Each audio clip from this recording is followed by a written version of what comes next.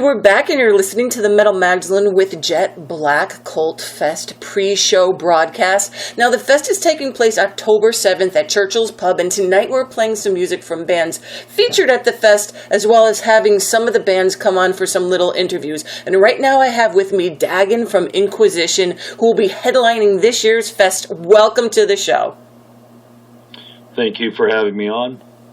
Now, Inquisition has been around like almost 30 years already, starting back in the 80s, back when you were in Colombia. Dagon, tell us a little bit about the beginnings of the band, why you changed your name and started making the transgression to black metal. Well, the short answer, sometimes the short answer is the best first answer. In this case, like all guys in the 80s, I got into the heavier side of metal. I got into thrash metal. It's my roots.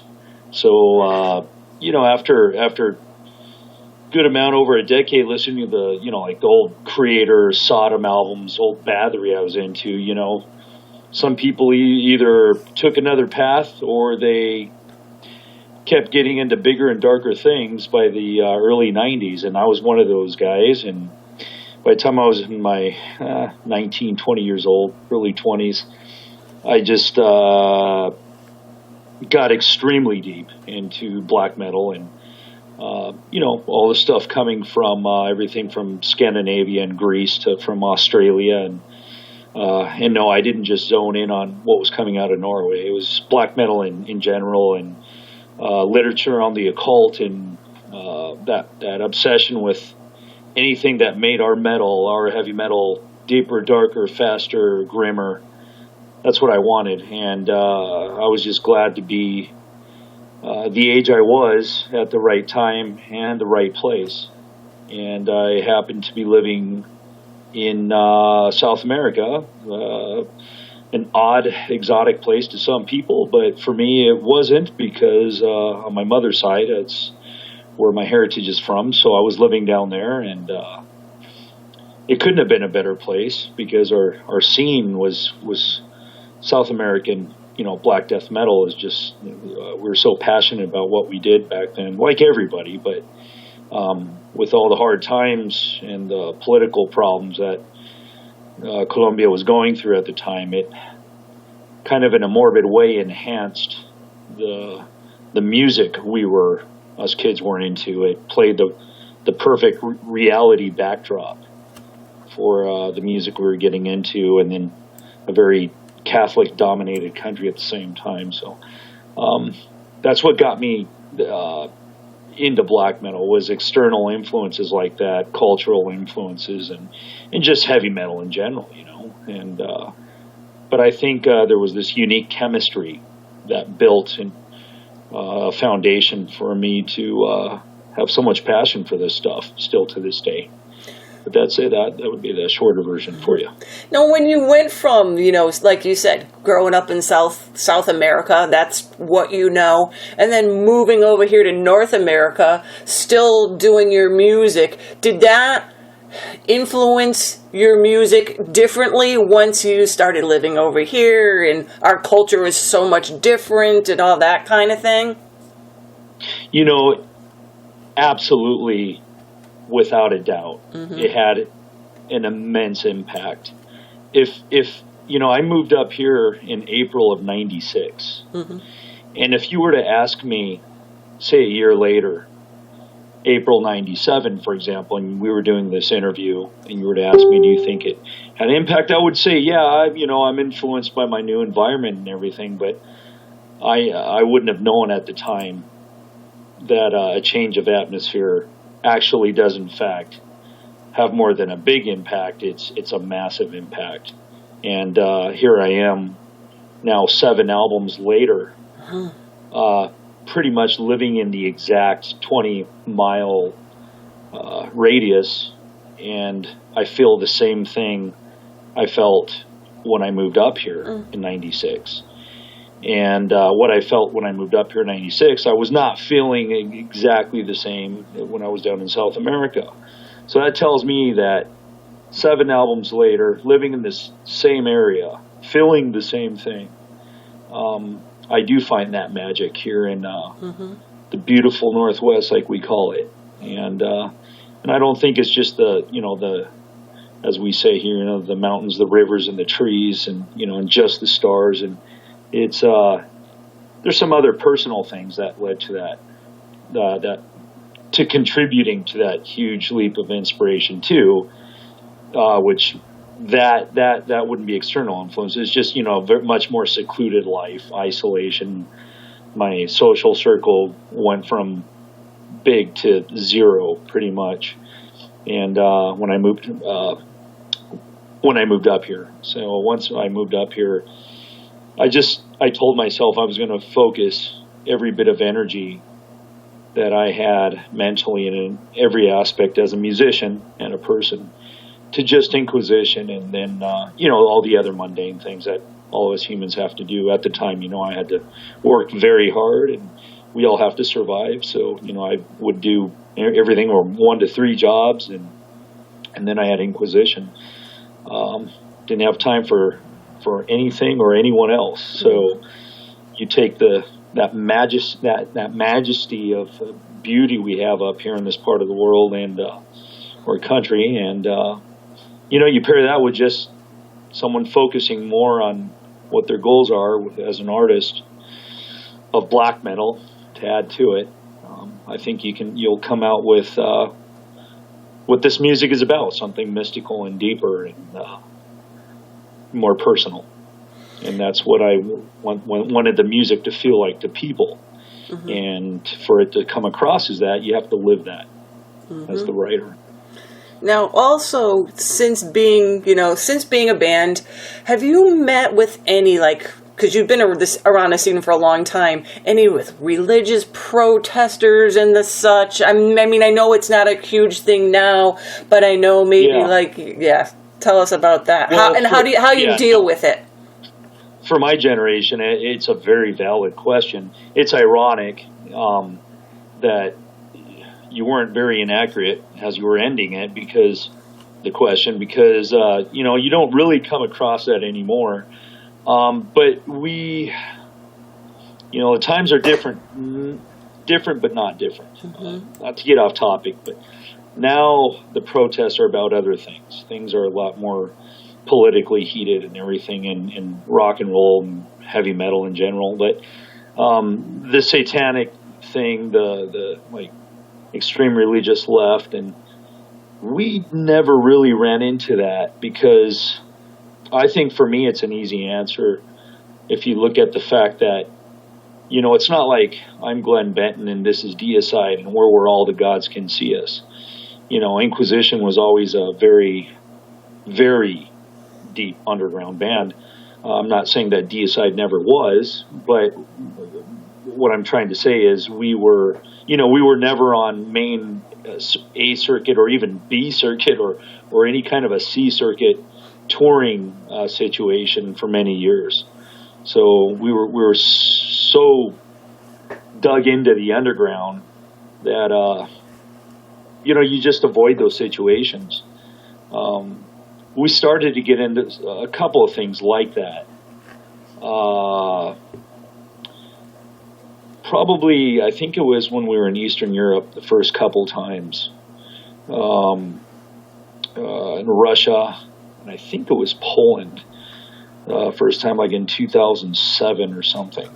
But we're just talking about a couple of people standing outside of a venue trying to give you a hard time, but nothing major, nothing like, for example, Behemoth would be going through today in Russia. But no, not really. No, not in the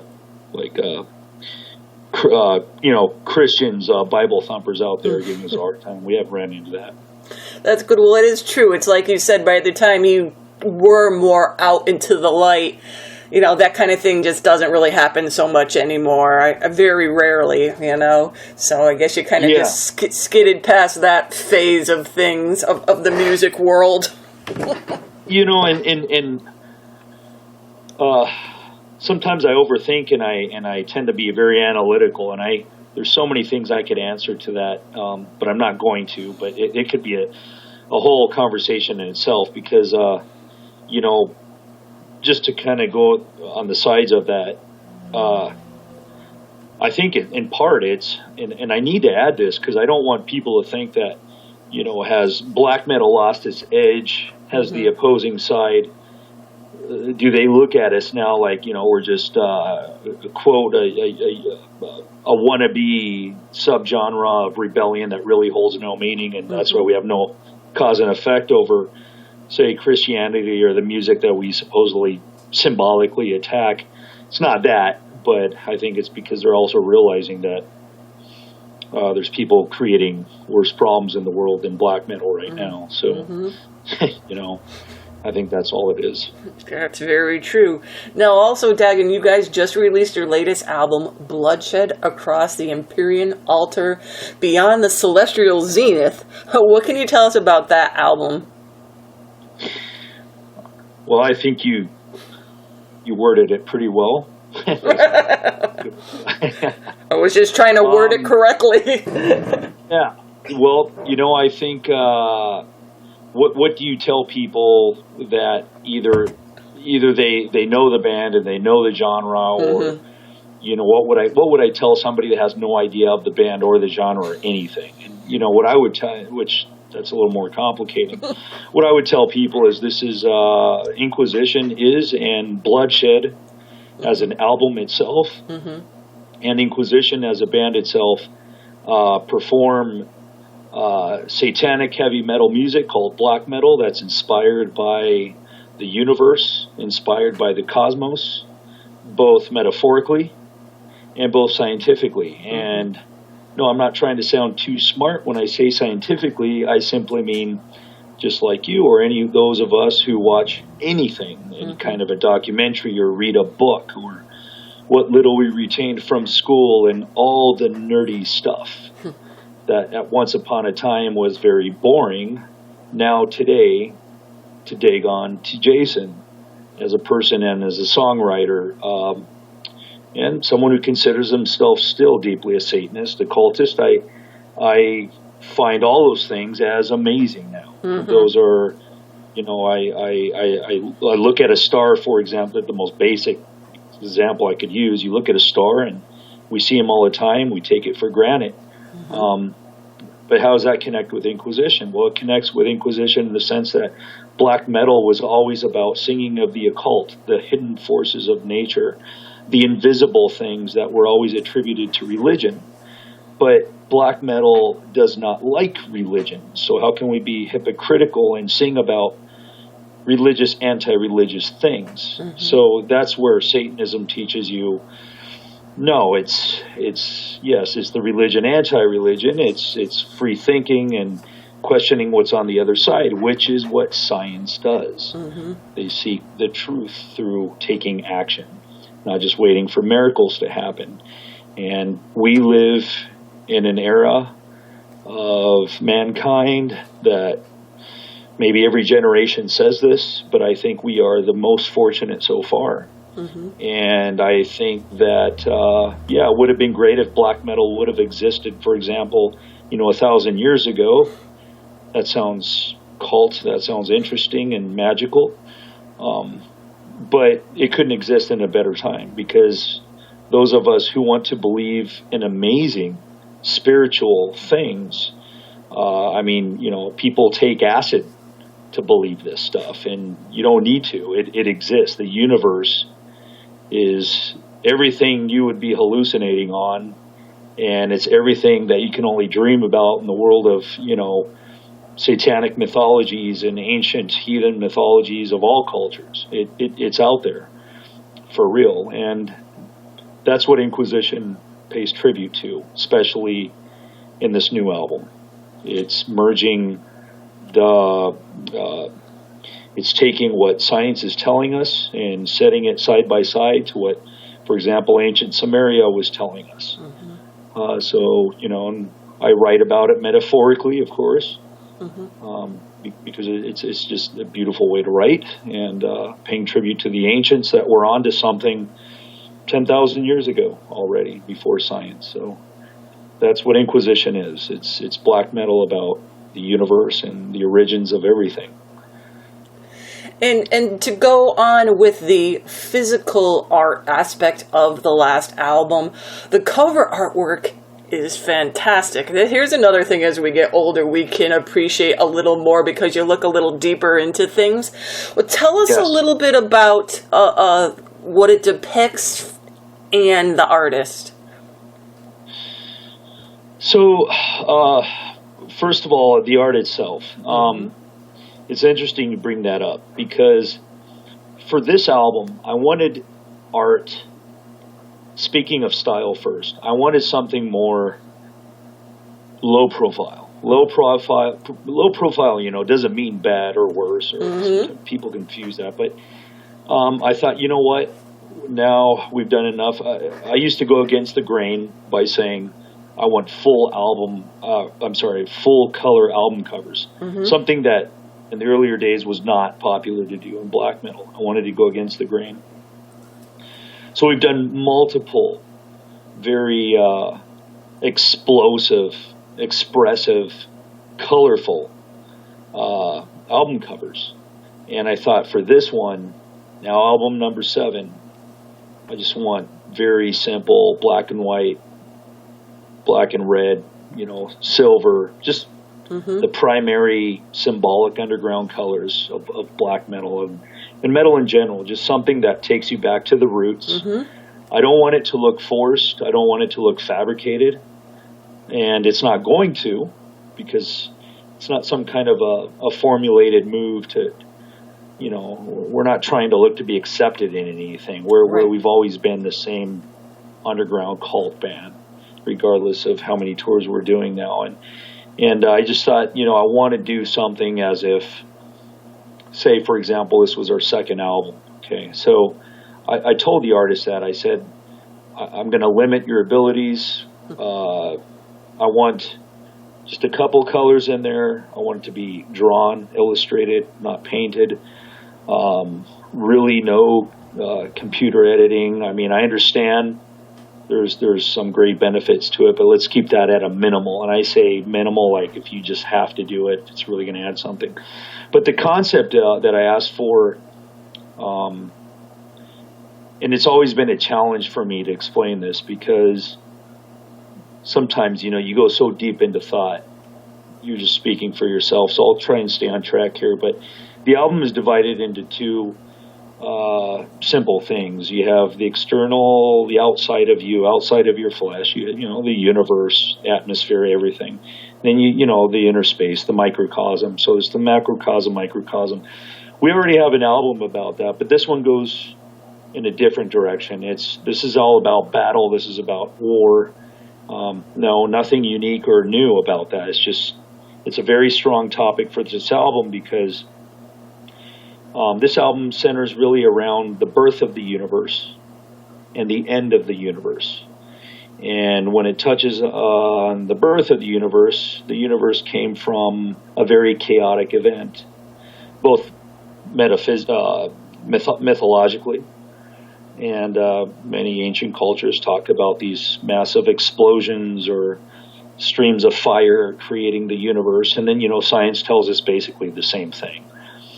And that the universe is going to end the same way. It's going to go back into what it was, either through the going back into this, what they call the big crunch, reversing everything, or a supermassive black hole is just going to consume itself, and that's it. Us humans, the Homo sapiens, we have whatever you want to call it, the psyche, the spirit, the soul. Even if you don't believe in the soul, we have something that makes you more than, of course, just some kind of an animal or flesh. You have your own personality, and it's a very complex thing. And I think it's something that really hasn't been touched upon much in our form of black metal. It's Satanism. A lot of us, we think we're some kind of psychologists or something, but it's because a lot of us, or atheists, even if you want to, we're thinkers, and we forget that ability to think, and that rationing and that philosophizing you're doing all the time doesn't just come from a book that you were taught in school. You have your own personality. You question things. So the mind, the psyche, is a massive massive universe to add to the album. And I asked the artist, I said, so on one side, I want an album cover that represents the mythological side of creationism or creation and destruction of the universe and the battle of all the forces and elements in space itself. Everything in space, everything that exists, everything that is happening in the universe, in my opinion, is at constant battle, at constant war. It's at war for territory. It's if something smashes against the earth, it may not have a spirit or a mind or a reason to, because the science tells us the universe has no reason to do anything. It just does things, of course. So at the same time, though, the ancients would tell us, well, if something smashed against the earth, the gods were angry, or there's a war between these two, so Marduk and all those stories.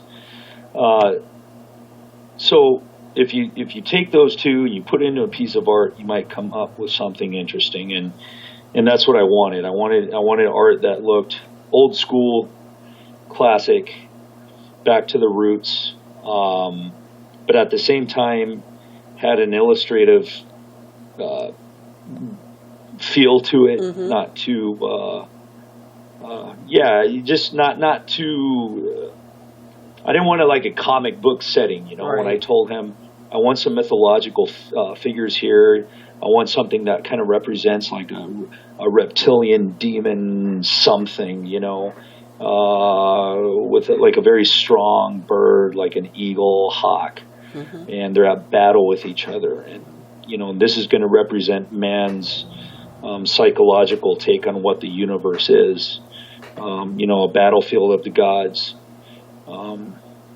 from other dimensions and all that great stuff. So, but at the same time, there's the mental wars, the psychological aspects of who makes us who we are, and I could go on for hours on that, but that's why we have two pieces of art. And the other piece has that spiral, mm-hmm.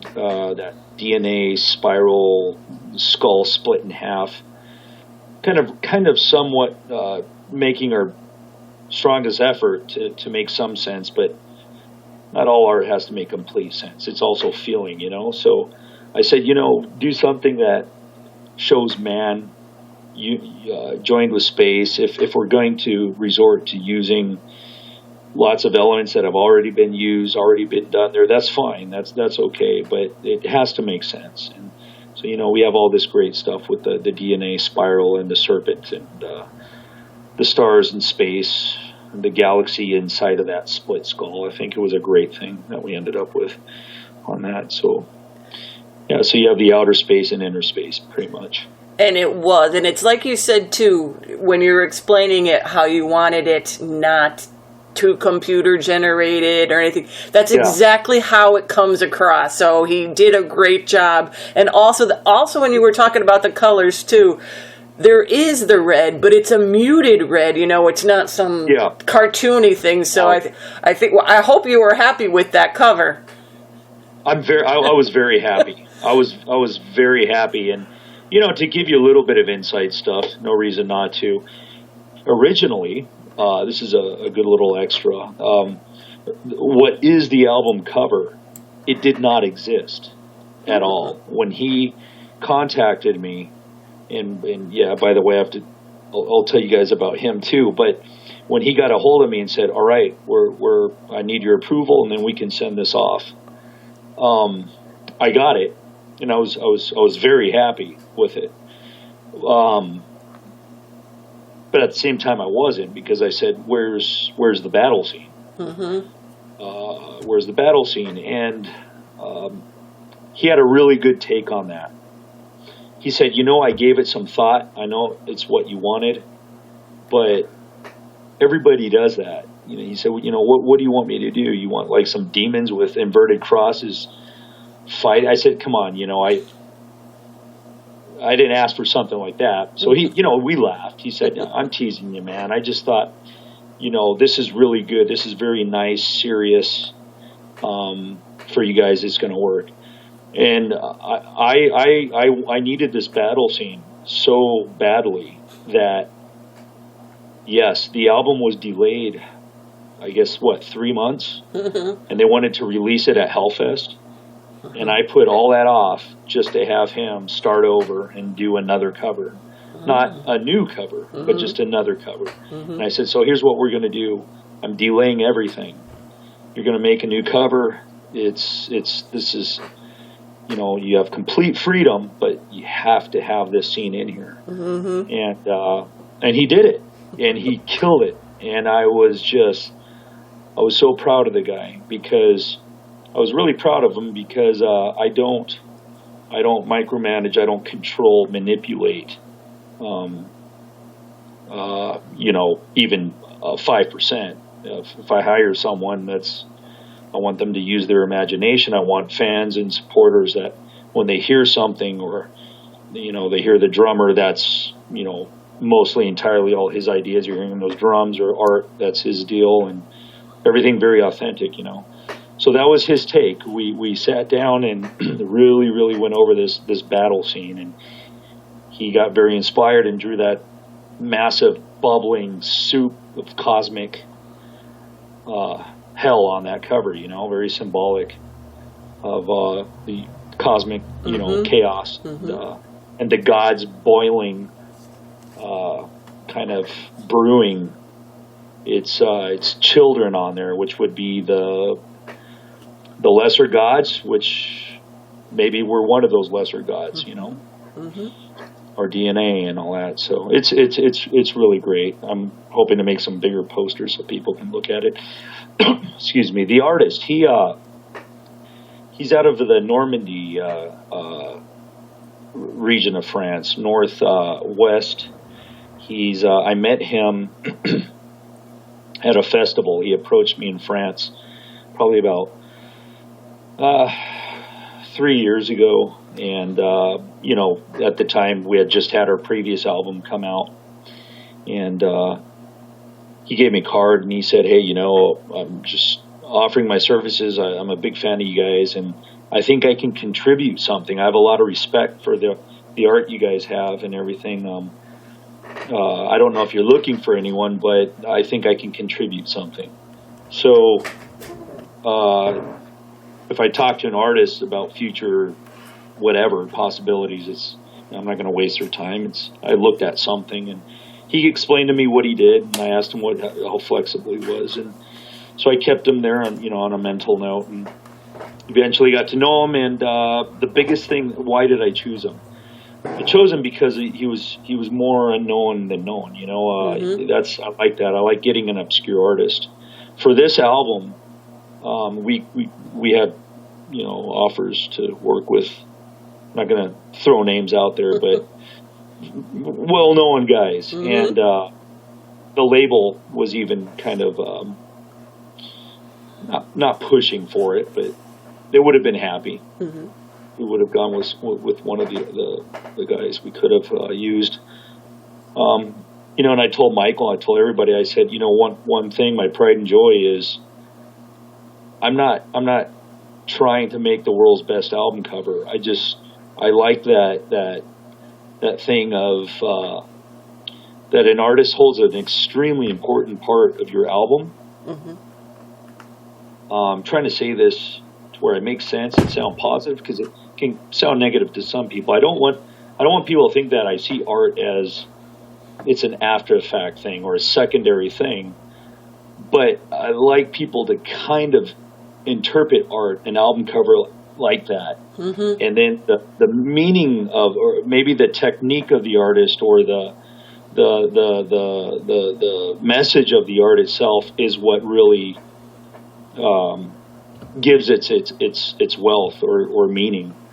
If I'm making sense here, I'm kind of speaking through emotion, because I remember old album covers. For example, best example, the old early Slayer albums like Haunting the Chapel or Show No Mercy. Back then you didn't look at it and go, "Oh, this is amazing art," because on one end it wasn't, and the concept didn't seem like it was amazing. There's this weird demon-looking guy, all colorful, with this wooden pentagram wheel and a weird-looking sword. But as you grow and you mature, your brain looks at things differently, and you realize, oh, that was genius art. It was art you don't forget to this day. You start realizing there was a lot of meaning in those things, hidden symbols and stuff you hadn't seen at the time, no matter how much we talked about it back then. And then, you know, that's the kind of art I like. Not too obvious, you know, stuff you have to think. He was listening, you know, I was explaining all this to him, and that's exactly what he did. You know, he does a lot of computer stuff. If you can draw and you can illustrate, you're on. And if you're flexible, he said, yeah, well, I can pretty much do anything. So, not high profile, younger guy, new guy, and I like supporting artists like. You know, for them, I like to know that after they work with us, they get their offers, and if they choose to, they can move on and work with whoever they want, and that we were part of those building blocks earlier in their career. I love that. It's really, really important to me when it comes to that. So, you know, I get support from you guys, everything from the fans who buy our music and go to see us, and media, and I pass that on by being, you know, the artist. I do the same thing, but for them, that's what we bands do for the artists. So, you know, and producers, and also, you know, right. And it, like I said, it's a great piece of art. Love it. And okay, so Dagon, getting on to October 7th, you guys are going to be playing the Black Kvlt Fest in Miami, Florida. Now, this is your only Florida show, right, for the rest of the year? It's our only one, and it's almost one of our only ones because, yeah, it feels good to say it, though. It's nice going where you rarely go, and knowing that in 2016 we're going there. We're just much, yes, very, very conservative, and we maintain, you know, that essence of how many, you know, decades ago, but it is great that we're going there now after a long time. How I think we're there with Marduk, and we're just a better band all around. We got our crap together right now, so yeah, they're going to get a really good set. And you know, the Churchill's Pub too is a smaller venue, more intimate. More to me personally, it definitely reminds me of the old days in the underground. I mean, I'm sure you enjoy playing the big shows too, but do you have a preference? I mean, do you like to play the smaller ones over the bigger ones, or does it not matter to you? You know what's funny is I used to think it was impossible to answer that because it never even dawned on me asking bands that as a fan. Like, I always figured to a band, a show is a show, a stage is a stage. So years ago, if someone like yourself were to ask me, you know, I would tell them, you know, it's the same at the end of the day. But since it's funny, like a switch just went off about a year ago, and now I love answering this because about a year ago, Incubus and we finished a show. To be honest, I can't remember where. I think it was in Europe, but it was a tiny place just a year ago, and we finished. There was a decent amount of people on there. It was summer. It was one of those little shows you do because, you know, we went there to do the festival thing, and then most bands, they don't, most higher profile bands, they don't play the little shows in summer. It's a waste of time, waste of money for them. So they're in and out. They do the big fest, and that's it. And we went ahead and we did some small ones for the few Europeans that choose to stay home and not go to the festivals. They don't want to be out in the sun and in big crowds. So the few metalheads that stay home, or villages or smaller towns, you know, they're happy to see a show or a band like us going there and playing for just 30 people. Yeah, and you know, for those who don't know, for other bands, more obscure bands, those little shows in between the fest are good because, you know, it's your fuel. You can sell a little bit of merchandise, And of course, it's not just about that. It's just you're playing, you're keeping busy. It's a win-win for everyone. So we did a show like that, and when we were done, I told him, I said, dude, this was incredible. I don't know. I think I was starting to forget just how killer these shows were. And, it's not that I forgot, but we had played the small shows for so long, it's all we knew. And then the novelty of the bigger fest was really nice. But it was never something that I got so excited about to where if we had to play the smaller venues or tiny venues, I would miss the festivals. There's nothing about festivals I miss. It's a whole other culture, But yeah, for a while, my favorite venues were like for like 400, 500 people, I don't care how obscure, how cult you are. When you love audio and you love performing on stage and you're playing venues like when we were opening for Behemoth, 2-3 times, you can't help but really like those venues. And but after a while, like playing the House of Blues and all those type of venues, after a while you realize when you go back to these tiny ones that we're talking about that you can't put it into words. It's you. I felt this. I feel this. Well, what do I feel today when we do these small ones? It's almost like this. It's a very, very positive reminder that you are still a very real, organic band, because you get to, it's like you're basically close to almost as playing in your own rehearsal room. And if you nail when you rehearse, you're rehearsing to either play as good or better. You're practicing, and you don't have a lot of bells and whistles in your sound. It's your drums, it's your amplifier, speaker. That's it. Small little PA for your vocals, maybe, and that's, you do that for referencing. And I'm using Logic here because you're supposed to walk out happy and with a feeling of accomplishment when you walk out of your rehearsal room. And, and I'm going deep here because I was analyzing myself. Why was I so freaking happy after that show? I'm always happy after a show, but that specific one, I think it was in Belgium. And anyway, I told him, I said, dude, this felt so freaking good, man. After all these bigger venues and higher profile tours, it was great smelling and the smells and the people right up close and the raw environment, and just hearing basically your amp right there and standing right next to the cymbals and just everything raw and absolutely, in this case, it was pretty decrepit. It was really, it was killer. I loved it. It was a good thing. When that's all you do, no, you want to go the opposite direction sometimes. But it was good, and it's something that we will always continue to do.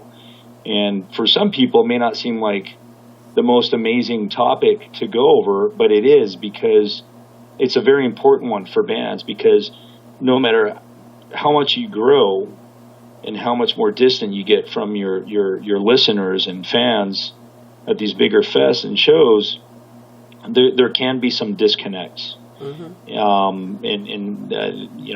can talk about that a million ways, but something about black metal, it just has to be there. Like they say, that the blood and sweat has to be right there in front of you.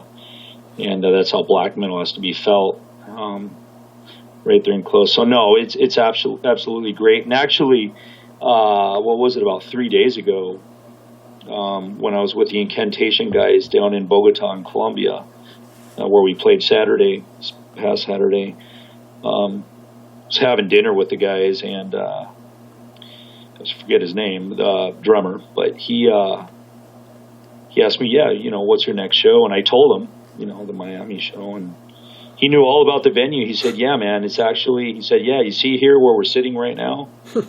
So it's about this big? Because, and it was a small place. He said, no, man, actually it's smaller than this. But you'll like it. It's cool, man. You'll, and we both knew what we were talking about. Incantation, they're still, how they'll play those places or anywhere. You know, Right. they're the real deal. So I get it. I get it. We're ready.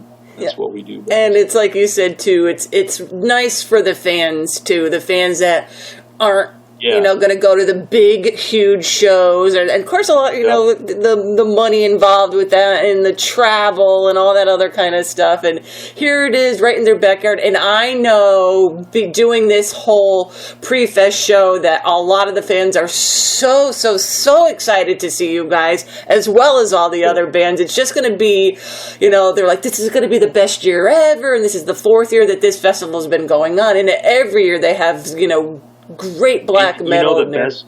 It's kind of like, it's funny how something as small as, you asking me how do we feel about playing a small place? Years ago, like I said, I would be like, it's great, not a problem.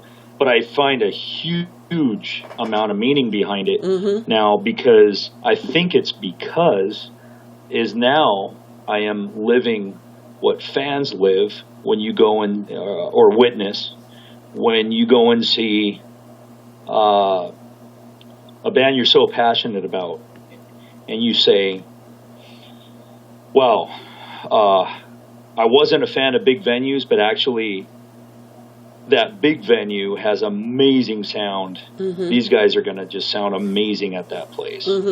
So there's a win to that. And then, maybe you've seen them so many times now with that amazing sound, luxury club, and now maybe it loses some meaning. And then you find out, dude, actually they're going to fucking play, at this place for only, 150, 30, whatever, people. And now they find meaning to that. Right. It's called dynamics. You need that. So anyway, it's great at this point in the career to do this, and that's why we'll always do that. Too much of the same is bad, bottom line, so it's good. Right, well, that's good. Then it's a win-win for everybody, for the fans and for you guys, too. Now, are you going to be doing any more touring in the USA the rest of this year? Not for this year. It was a plan. Never talked about it. We had something brewing that was going to be really good, and it was going to happen in July, and it didn't happen. What am I talking about a headlining tour? And then we realized, oops, well, the album's not coming out now in July, and the direct support we were going to have can't do it. So long story short, we had a U.S. headlining tour that was being planned for right around the release of the album. And instead of debuting the album live, headlining tour in Europe was going to be here. And two things changed, which was release date was moved, and then I'll say it now. We management thought, we're at that point now where management even admits they don't want to get involved, mess with the essence of this band, but at the same time, there's a fine line. Who would be a great, higher profile band to tour with that would be willing to support or at least co-headline with Inquisition? So we talked to a few bands, and either the timing was wrong or we didn't get a reply. And then there was one perfect one. It was Rotting Christ. And they said, we're going to do it. And that was the green light. So perfect. We have an album coming out, July, I think it was going to be 17th, 19th. I'm going to plan this for late July, early August. Rotting Christ. We're all pretty happy about that. Yeah, that was going to be the U.S. Then Sakis gets back to us and says, oops, sorry guys, I forgot. I hadn't spoken to management. They already have something going on for us. The U.S. And I believe that's what's happening right now. I think the tour's still going. Yes. Yep. Yeah. So they already had something, and then we finally canned it because of the album release. And then I thought, how about we just wait for the album to come out? We'll do Europe first. Let the album gain even more momentum.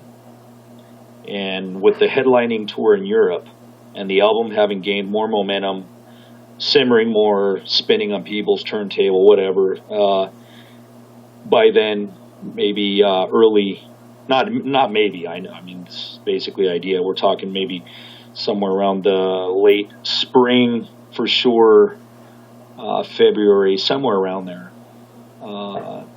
next year, to have something with a really, really strong package lineup. We're trying, what we want to do is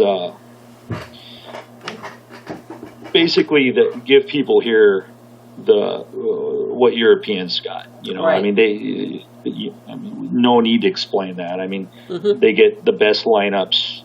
Doesn't matter where the band is from. They'll fly to Europe. They play there. U.S. is slowly getting back into that higher profile situation ever since, you know, Maryland Death Fest started taking off. They're a huge part of that, I think. And now a band like us that has these opportunities and has an album doing all right, and we can get into this higher profile clubs, there's an advantage to that, even for the people who don't care about that fact, is that it allows for larger lineups, better lineups. And so that's what we're looking at for next year, for sure. There you go. So then everybody that wants to see Inquisition this year all has to go see them at Churchill's Pub in Miami, Florida on October 7th. That's it. That's what it boils down to. And I'm going to let you get going, but thank you for coming on the show, telling us about the band, you know, and the album and everything that's going on with you guys, and definitely have a good time at the show. And I know everybody's so excited to see you. So once again, thank you so much for taking the time out to do this with us here Thanks tonight. a lot. Thank you very much. That's it. That's, yep, we'll be waiting for you guys. Do the black metal ritual for everyone there, and we'll see you guys down there. Thanks a lot.